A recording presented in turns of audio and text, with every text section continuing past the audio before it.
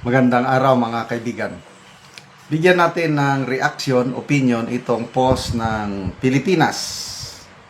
Pahayag ito ni Admiral Larry Gadon, Presidential Advisor for Poverty Alleviation. Pagdepensa niya kay PBBM na hindi daw siya addictus benedictus kasi napakatalino niya at hinahangaan ng mga world leaders.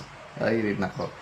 Pangulong Marcos, hinahangaan umano ng mga leader ng ibang bansa dahil sa talino nito. Malabo para sa dating abogado na si Larry Gadon na gumagamit ng ipinagbabawal na gamot si Pangulong Bongbong Marcos Jr. dahil sa angking talino nito. Sa panayam sa kanya, sinabi ni Gadon na makikita naman sa talino ni Pangulong Marcos na wala itong ginagamit na ipinagbabawal na gamot. Ito ang kanyang statement. Napakatalino ni Pangulong Bongbong Marcos. In fact, kahit ngayong mga world leaders believe sa kanya. So, sige, sip-sip pa more.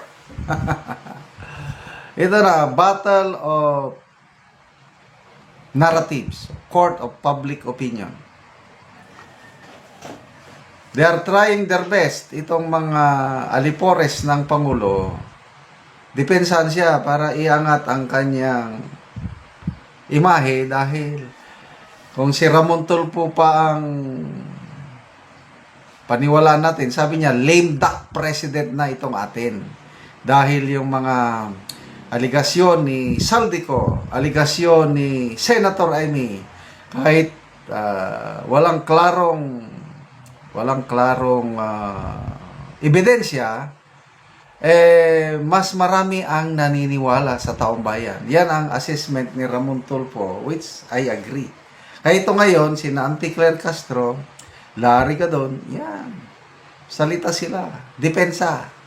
Tingnan natin, ano ang reaksyon ng taong bayan, people who reacted. 18,000 people who reacted, 15,000 ang tumatawa, 1,500 ang nag-like, 329 ang nag-love, 290 ang galit. So, around 90% hindi naniniwala dito sa statement ni Admiral Larry Gadon. Ang galing ng kanyang panahon. Basa tayo sa mga comments.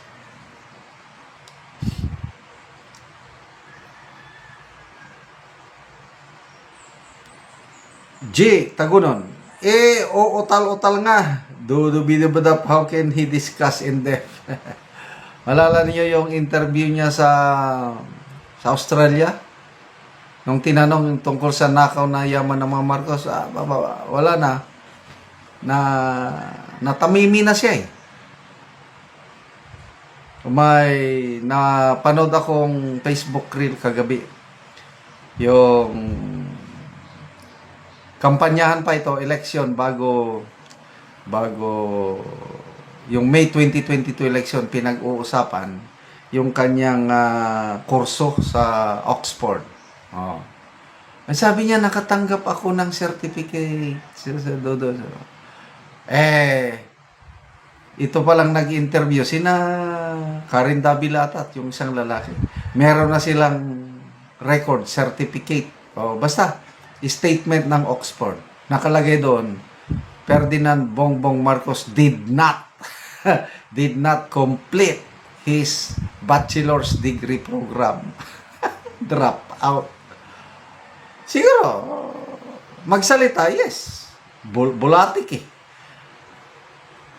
Magaling siyang magsalita kung salita. Kaya lang, gawa, baliktad.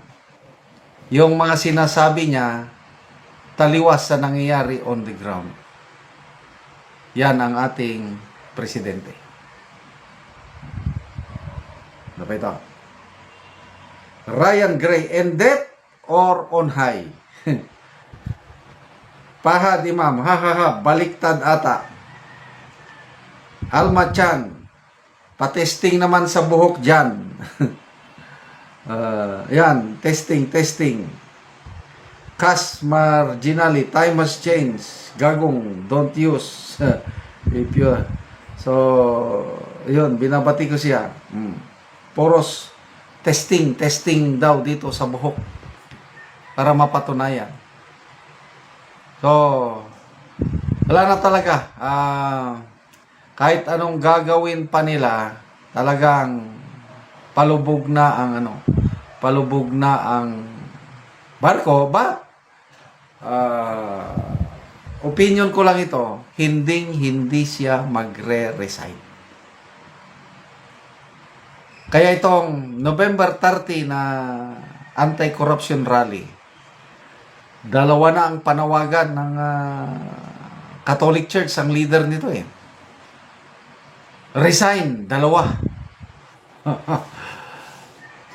President and the Vice President, resign. Oh, ganyan. Kasi takot sila na presidente lang ang mag-resign, Vice President ang uupo, lalo silang delikado. Itong rally kasi sa November 30, mga makakaliwa ang gumagalaw dyan eh. Resign ng dalawa, President and Vice President, tapos ang uupo, People's Transition Council. Meron bang ganun sa konstitusyon? Excuse me.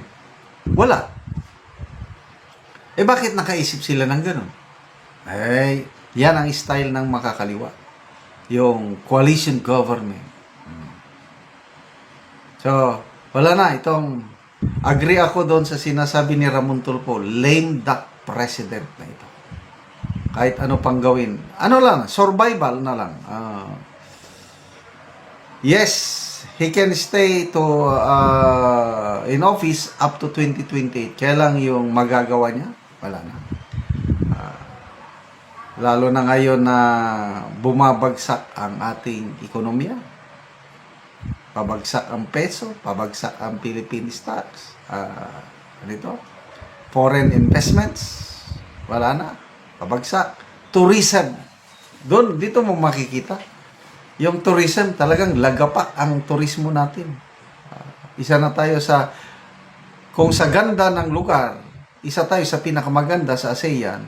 Kaya lang, foreign tourist arrival, isa tayo sa pinakamababa. Bakit? Dahil hindi safe ang bansa natin. Talamak ang korupsyon. Yung image natin sa abroad, sirang-sira na tayo. Yan po ang tatak ng Marcos administration, bagong Pilipinas kuno. Okay, salamat mga kaibigan sa inyong pagsubaybay sa ating channel. Nakakatulong kayo ng malaki sa tribong Talanding ng Bukidnon dahil ang income natin sa channel na ito pantulong po sa tribo. Namimigay tayo ng mga libreng yero at pako para makapagpatayo sila ng mas maayos na tahanan. Panoorin nyo ang video na ito. Una ni Angero ang itabang sa mga tao.